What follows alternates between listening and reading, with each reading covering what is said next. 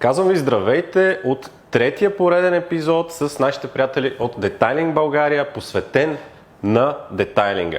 В първия разяснихме каква е разликата между детайлинг и обикновено измиване, във втория ви демонстрирахме детайлно екстериорно измиване, а третият е посветен на салона, на интериора, как да се поддържа кожа, каква е разликата между мръсна и чиста кожа, как може да видите тази разлика, какви препарати се използват и какви техники. Като Райно ще ни разясни повече за това нещо и уточнение, че... Здрасти, Иванка. Здрасти, че тук ще го направим по-скоро от любителска гледна точка или професионална. Да, значи, както ти каза, в третия епизод ще навлезнем в дебрите на интериорния детайлинг, като условността е, че това, което показваме, е подходящо за всеки един любител, всеки един автоентусиаст, който иска да поддържа добре интериора на автомобила си. Ако говорим за напълно професионално почистване, то тогава най-вече оборудването е различно, усилията са различни и способите са до някаква степен различни. Може би на някои любители ще ми се стори това като професионално, но това просто трябва да им покажа, че трябва да се постарат малко повече. Но препаратите, които ще използваме днес, със сигурност са на ниво доказана марка и марки няколко, те също са няколко марки и са съобразени, това е много важно, че се съобразяват с типа повърхност тези неща. Не е просто някакъв домакински обезмъслител, примерно, да се нанесе върху кожата и после да се чуем какво се е случило. Точно това е идеята на тези по-задълбочени видеа, които правиме, да покажем на хората какво да използват и как да го използват. Относно продуктите, в нашия сайт има огромно разнообразие от продукти. Както ти каза, всеки един продукт има своето приложение и е специализиран за точно определена насока, като степен на замърсеност, материал, който да третираме. Днес ще покажем продукти, които са изцяло произволно избрани на ротационен принцип, т.е. това, че използваме CarPro или Gion продукта в момента, това не значи, че върху това акцентираме. Да, ние имаме толкова голям набор от артикули, че те доста се застъпват, всяка марка има нейн си прочит, всеки човек иска нещо различно, така че правим това почистване изцяло с условността, че тези продукти са избрани просто от нашия склад от стилажа, сме отшли и сме си ги набрали. Има много други, които са еквивалентни като действие, цена, приложение. Но затова сте и вие, всъщност, комуникацията ви с клиентите знам, че ви е акцент, което е важно, да. Защото едно е да направиш някаква фирма и да продаваш нещо по интернет без да се интересуваш. Хората могат да ви звъннат, да ви питат, на мене това нещо ще ми свърши ли работа или аз имам такъв проблем или такова нещо искам да изчиста и вие двамата с твоят съдружник и приятел ще и насочите хората към правилния избор. Да, това се случва ежедневно и през месенджера във Facebook, Instagram, сайт, имейла, двата телефона. Много хора отправят запитвания за конкретни артикули, дали ще им свършат работа или искат консултация и в крайна сметка за това сме ние.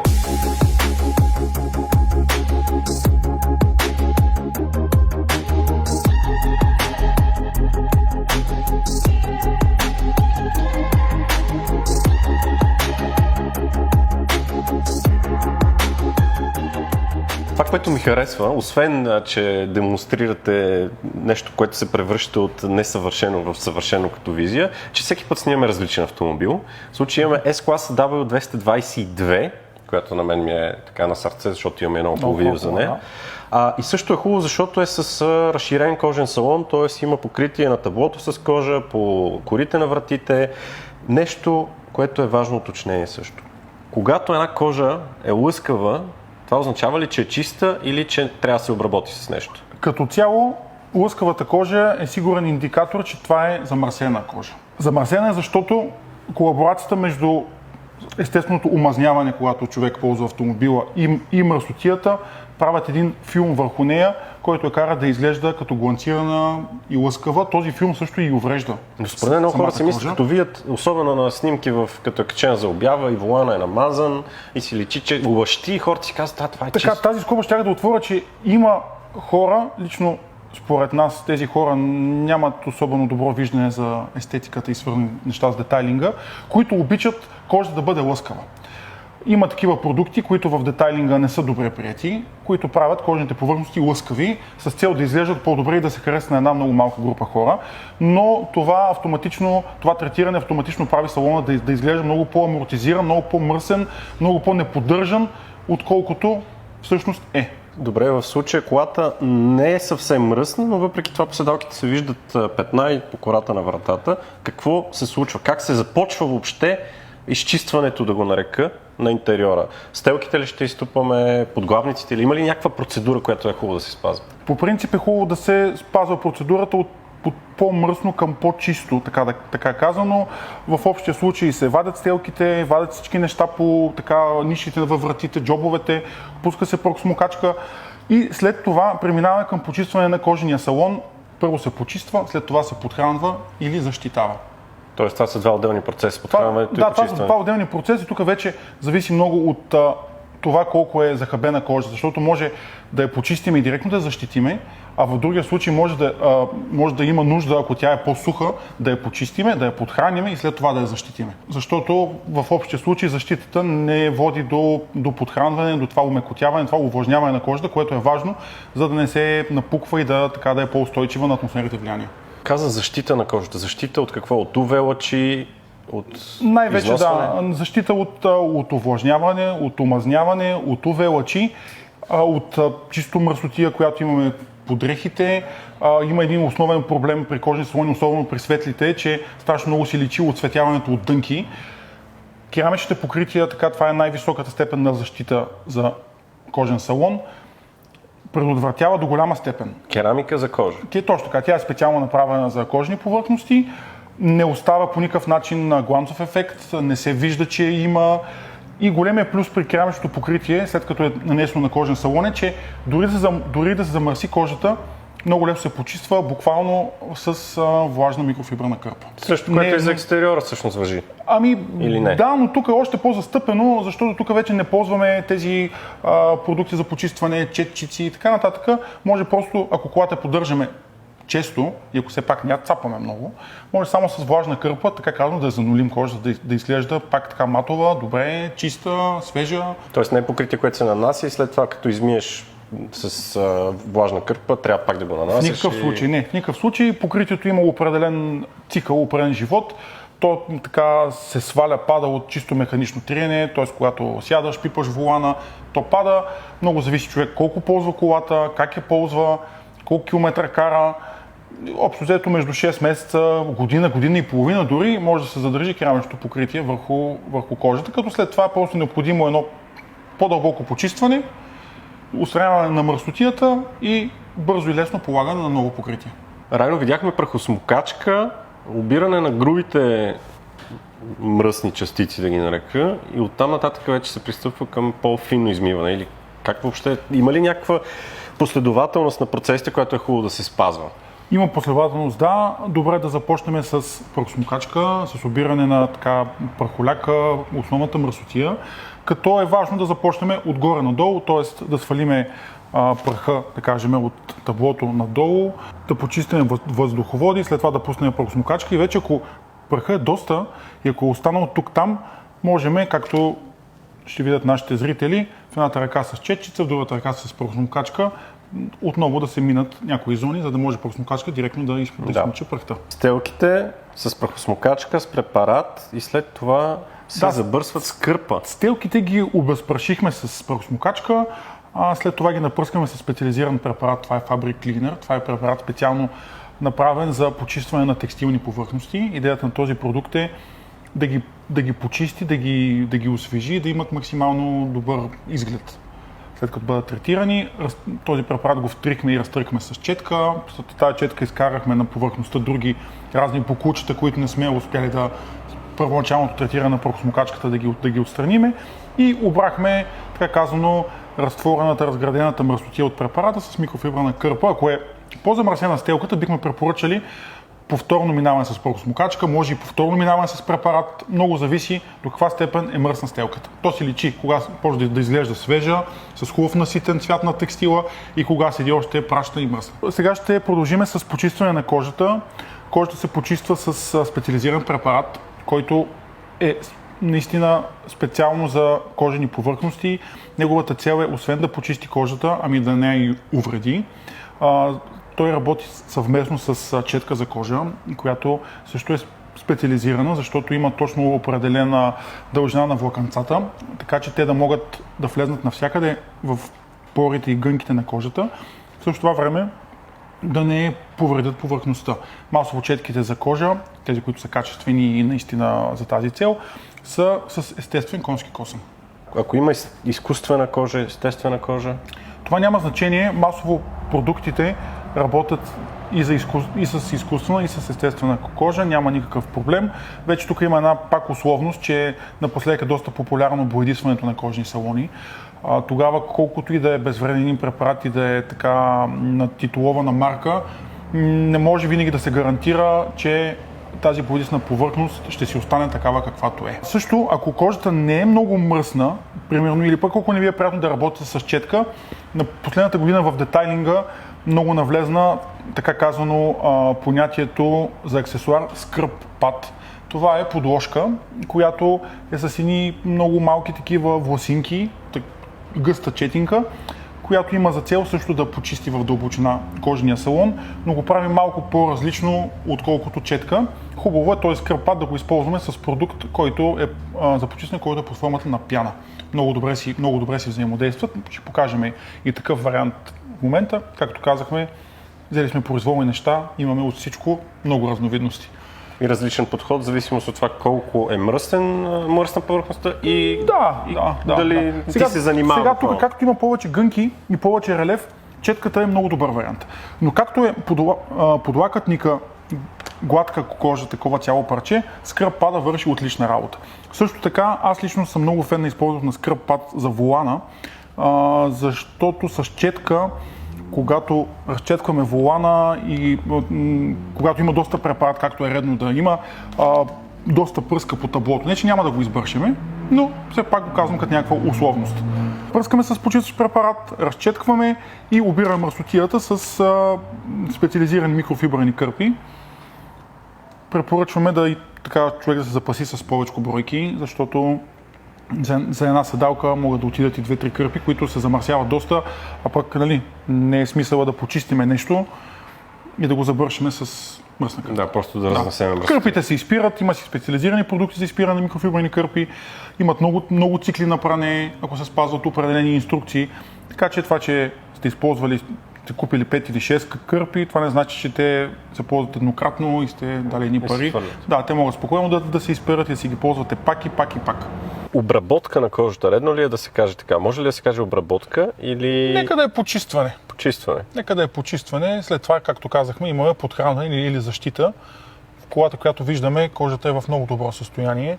Не изглежда суха, така че да се нуждае от дълбоко подхранване, т.е. омекотяване. Затова направо, след почистването, преминаваме към защита. Защита е с цел да се запази по-дълго чиста и след това да може да се чисти по-лесно. Точно така. Идеята е да се запази кожата максимално в вид близък до чисто новия, да се почиства по-лесно и разбира се да не се поврежда от атмосферните влияния. УВ лъчите най-вече, може би? Да.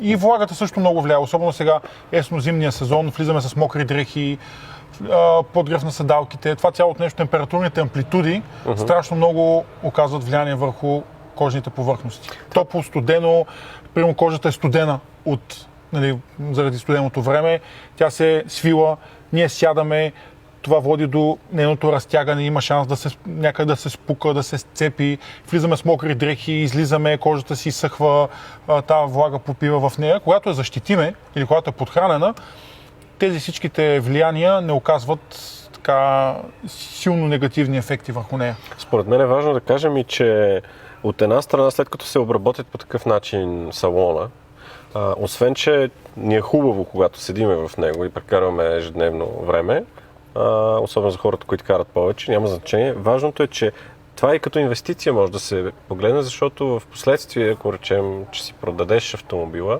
ще е с много по-запазен салон, отколкото ако не си се грижил за него. Да, още в първия епизод, когато представяхме поредица с видеа, засегнахме тази тема, че детайлинга не е просто удовлетворение от добре свършената работа или добре прекарано време, то е и едно съхранение на стойността на автомобила, защото дали ще го третираме отвънка или вътре, ние успяваме да го съхраним, когато цялостно изглежда по-добре. А и нещо друго важно е, че когато я поддържаме редовно, старайки се, нали, да използваме правилните продукти и аксесуари, то тогава тя не може да натрупа силни замърсявания. Грешна е стратегията един автомобил така доста се поддържа неглижирано. В един момент някой решава да го продава и го дава в някакъв автокозметичен център, автомивка или където и да било, така, да го почистят. Тогава вече е много трудно, защото самите материали са амортизирани, много, много по-сложно стават нещата и разбира се, много по-скъпо, отколкото ако човек своевременно. Като всяко едно нещо, когато човек нещо прави редовно, правилно, то се изплаща във времето. При демонстрацията, която правим в момента, тя е по-скоро от любителска гледна точка, въпреки че има ефект, но споменахме, че колата е сравнително чиста. Продуктите, които се използват и които в момента използваме, се използват и за професионално, само че там каква е разликата? Точно така, в момента видяхме едно почистване, което е насочено към любителите с цел да им покажем как може да си поддържат редовно автомобила в правилен вид. Дори той да беше по-замърсен, самите продукти, които използваме, те са достатъчно ефективни, но и безопасни, за да отстранят дори и по-сериозни замърсявания. Същите тези продукти се използват и в професионална насока, в детайлинг студията, само че там разликата е, че се използва друг тип оборудване. Там вече отиваме на перащи пръкосмокачки, екстрактори, т.е. телките, ако са ни много мръсни, няма да станат само по този начин, който видяхме, ами ще трябва да бъдат изпрани и да бъдат изсмукани с екстрактор. После торнадори, които се закачат за компресор, от всичките фугички, труднодостъпни места, е много добре да се обработват по този начин. Така че има разлика между професионалното и любителско третиране и тя е основно в използваното оборудване. Но в този случай нашия, като че ли не е необходимо да се стига до там, защото колата е по-чиста, нали така? Да, вече ако не е необходимо, ако искаме да постигнем някакъв абсолютно съвършен вид на автомобила, може да прибегнем до това нещо, но нашата идея тук не е така да обогатим познанията на професионалисти, ами нещата са насочени към любители детайлери, хора, които стъпват това нещо или пък искаме да запалиме хора да намерят себе си, защото много хора има, които имат така виждането как трябва да изглежда техния автомобил, но не знаят какво трябва да направят, за да постигнат крайния резултат. А в случая какво правим, освен обработка на седалките, почистване на кожа, запазване на кожата с... Минахме през пръкосмокачката, изпираме кожата с подходящи за целта аксесуари, забърсваме мръсотията, след това я защитаваме със съответния продукт, изпираме и самите пластмаси, които са корина врати, прагове, педалите в случая. И след това защитаваме кожата и защитаваме пластмасите. Волана е особено мръсен и при него се вижда най-голяма разлика. Да, виж това, което си говорихме, стана супер матов. И как кожата изглежда една много свежа, много нова, много е приятен на допир. Ето това е чиста кожа. Резултатът там е най-видим, макар че на други повърхности също се вижда разлика. Точно така. И преди да го почистиме, той изглеждаше все едно колата е на повече километри, някакси изглеждаше все едно е по-захабен, а сега просто има на свежест. И завършваме с почистване на тези така модерни тъч дисплеи, гладки повърхности. Ето тук имаш пиано лак и стъклата на автомобила. Това се прави с специализиран продукт за стъкла и специализирана кърпа. Идеята е те да бъдат профилирани за това нещо е да не се оставят тези ужасни замазвания, супер дразнещи, които се случва масово при почистване на стъкла и гладки повърхности от всякакъв. На дисплеите е неизбежно, просто когато са тъч, тук в случая не съм сигурен. Да, винаги има пръсти. Винаги остават пръсти. Ако пък решиме да почистиме пръхта с влажна кърпа или не съвсем чиста кърпа, или както много хора правят, което е супер грешно, с някакви мокри кърпички да мажат, се получават едни жестоки замазвания по дисплеите и по стъклата, които само с подходящ препарат и кърпа могат да бъдат наистина отстранени както трябва. След всички тези процедури за по-свеж интериор и неговото запазване обаче има един финален щрих, който го знам от теб и това е парфюм, само че не за мен, а за автомобила. Той, честно казвам, този парфюм става и за автомобила, става и за теб. Така е. Клинично тестване са, да, имаме даже клиенти, които си ги закупуват за тях си. Това са парфюмите на Фресо, които са наистина единствени по рода си. Като аромат, като трайност, като абсолютна безопасност. Този парфюм ще внесе един чудесен финален штрих на цялото това почистване. Може да усетиш как хубаво мирише. Как се нанася? Или Да, може да напръскате всички текстилни повърхности, да пръскате по стелките, подстелките, навсякъде. 40 на дни поне имате един така свеж аромат. 7 различни аромата, всичките са си патентовани на Фресо. Много премиум така мирис. Това беше всичко от третия епизод на поредицата ни Детайлинг в България с нашите приятели от Детайлинг България. Приключваме епизода в склада, както виждате, стоката продължава да пристига, има все по-голямо разнообразие и все още останаха неща, които не знам за какво се използват. Именно заради това продължаваме поредицата, а в следващия епизод ще ви запознаем с спецификите при корекция на лаковата повърхност. Надявам се и на вас да ви е било толкова интересно, колкото на мен, и знаете, че в случай, че имате въпроси за техники, препарати, винаги може да се обърнете към нашите приятели от Детайлинг България. Те ще ви дадат най-правилния съвет, кое, как да използвате и какво ви е необходимо. Това беше от нас. Благодаря ви, че гледахте епизода. Абонирайте се за канала ни, също Facebook, Instagram и разбира се сайтът ни DizyRiders.bg. Чао!